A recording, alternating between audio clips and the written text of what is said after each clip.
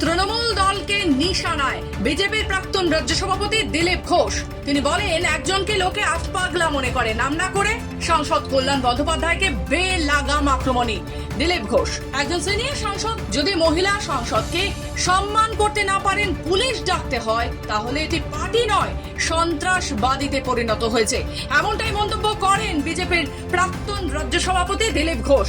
আদালতের মামলার উপর নজরদারি চালাতে রাজ্যের বিশেষ কমিটি গঠন হতে চলেছে।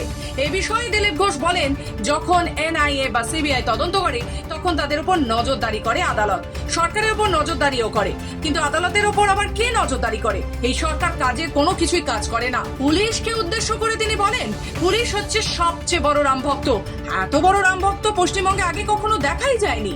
পুলিশ চুপচাপ দাঁড়িয়ে দেখেছেন, মিষ্টি খেয়েছেন, মিষ্টি বিতরণও করেছেন। আমরা বলেছি, যারা হারামের খায় তাদের সাথে যাবেন না, রামের দিকে আসুন।